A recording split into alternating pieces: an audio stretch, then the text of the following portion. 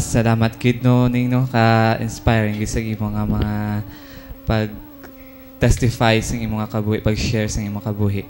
Gani padayon no naton ang aton nga topiko. Here is a caution. One will get into in more depth later when Jesus was explaining the parable of the sower to his disciples. He said, "The wicked one comes and snatches away what was sown in his heart," according to Matthew chapter 13, verse 19. He was referring to the devil, Satan, your adversary who is always working against you. Satan's tactic for the new believer is to pull you back from your newfound faith. He'll say this isn't real. You've just had an emotional experience. You're going to lose all your friends. Your fun days are over. It's a mental battle, and dealing with adversary is a fact of your Christian life.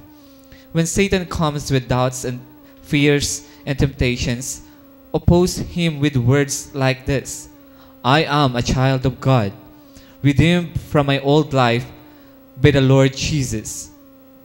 Then pray for Jesus to help you.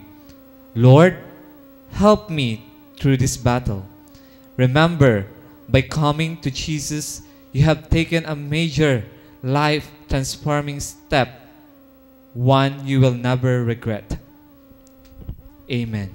Subong pamatian natin si Gingging sa iyang journey sa sining nga kalibutan. Ngayong gabi liwat sa aton mga utod kay Kristo. Ang subong tabala nga topiko ang nagtatakid sa akon nga panguna-una kag ginapagbasa ni Manong Ayan. Bala nga I will never leave you, Jesus.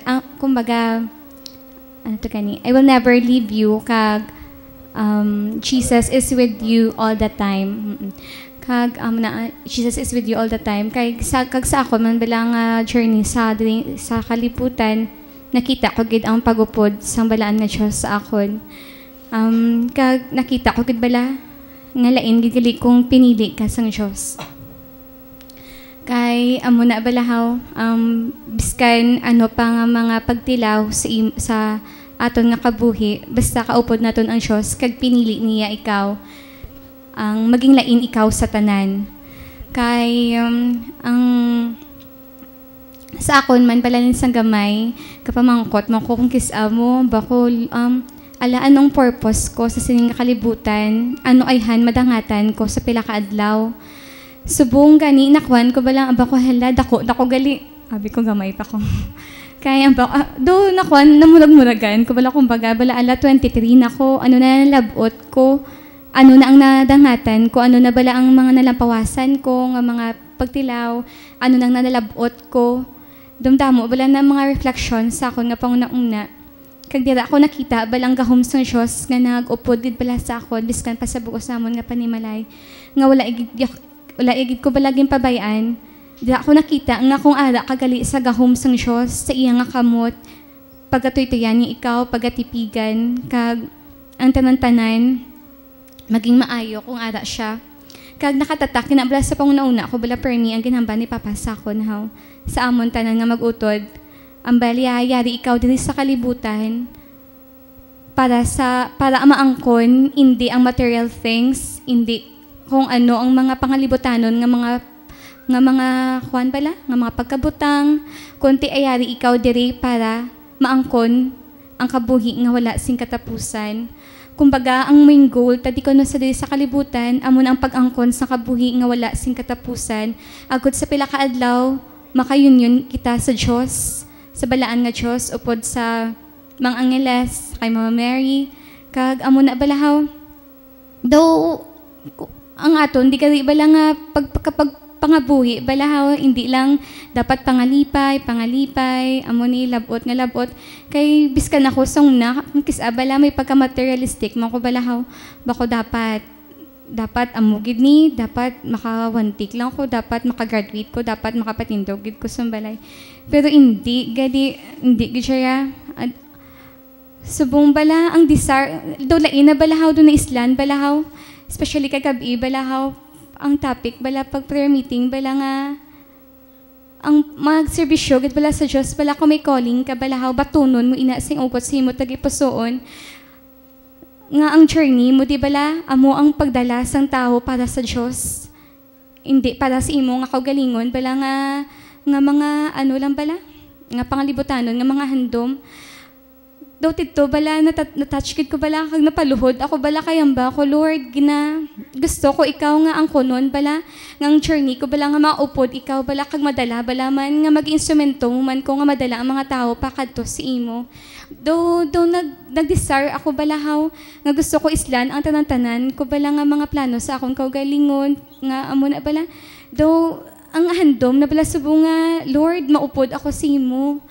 nga maserbisyo ako sa imo daw as in tanan balahaw daw nag-renew balahaw tiyan mo nagapasalamat kit ako kay Jesus nga amo na subong gusto ko ang maging ang journey ko sa sining nga kalibutan sa nabilin ko nga kabuhi bala nga ginhatag sa akon amo na bala nga ibantala ko siya nga maupod ko siya nga gusto ko maging instrumento yako nga mapalapnag ang maayong balita sa bugos ng kalibutan kag amo na ginangkon ko subong gusto ko ang konon nga Jesus is with me from now on till forever.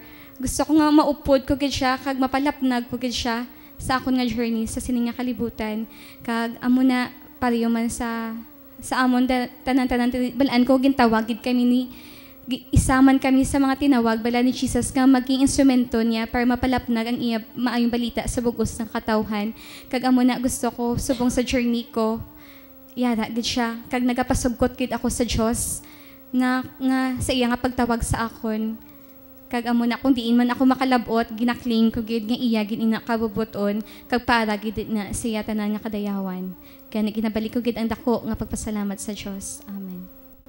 So my dear brothers and sisters nabatian natin ang kabuhi ni Jezreel no about sa pagtakol ya sa iya journey. So tama ka subong man si Gingging no tama ka inspiring kabay sa amon mga televiewers kamo man may experience nyo man ini nga bahin sa inyo kabuhi kay paagi sini mangin strong kamo kag mapabakot pag ini ng inyong pagtuo kay ang pagtuo naton mapasad gid lang inising malig-on kun may mga experience kita nga sa din amo ang nagahatag sa aton sing kusog kay kun wala sa mga pagtilaw hindi kita mangin mabakod nga hindi kita mangin takos sa paglakat sa pag-usoy sang dalan o kunsong banas na ginalakat naton kun wala ining mga pagtilaw gani ining mga pagtilaw amo ang magahatag sa aton sing kusog kabakod agud sa gihapon padayon naton ng aton pag-journey sa sining kalibutan. Gani salamat gid sa buhi nga Dios nga sa din among naghahatag sa amon sing kabakod nga sa gihapon gapadayon ining programa nga Sound of Worship. Gani sa sining nga tinion pasalamatan naton ang Ginoo sang kaayo yagid sa aton.